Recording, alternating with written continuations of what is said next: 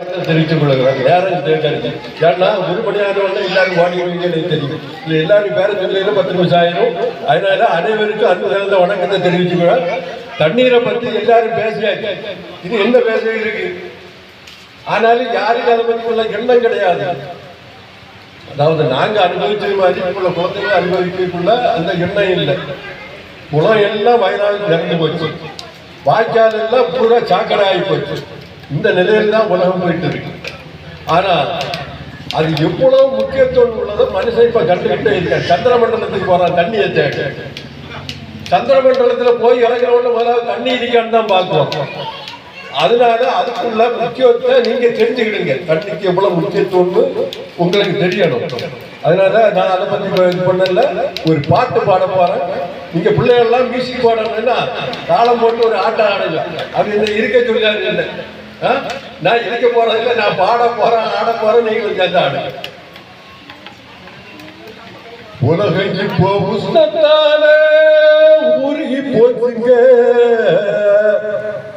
இத உணர்த்த வந்த உறவு இப்போ விலகி போச்சுங்க. உயிர் வாழ தண்ணீர் தான் அவசியமுங்க,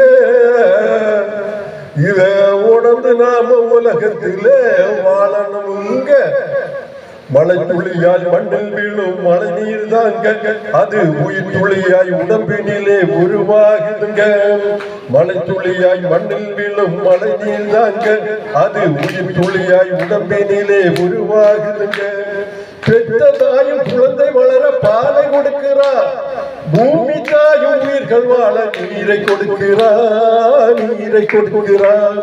பிறக்கும் போது பன்னீர் குடத்தை உடைச்சு வருகிறார், மனுஷன் இறக்கும் போது தண்ணீர் குடத்தை உடைச்சு போகிறார். பிறக்கும் போது பன்னீர் குடத்தை உடைத்து வருகிறார், மனுஷன் இறக்கும் போது தண்ணீர் குடத்தை உடைத்து செல்கிறார். மனித வாழ்வின் ஆதாரமே தண்ணீர் தாங்க. ஆமா, மனித வாழ்வின் ஆதாரமே தண்ணீர் தாங்க. இதை மறந்து விட்ட வாழ்க்கை முழுதும் தண்ணீர் தாங்க, தண்ணீர் தாங்க. இதய உஷ்ணமானதான உறவு விலகி போச்சு, இயற்கை உஷ்ணமானதான மழையை விலகி போச்சு. இதயம் உஷ்ணமானதான உறவு விலகி போச்சு, இயற்கை உஷ்ணமானதான மழையை விலகி போச்சு. உறவுகளை அரவணைச்சா இதயம் குளிருங்க, உலகத்திலே மர வளர்த்தா இயற்கை குளிருங்க, இயற்கை குளிருங்க.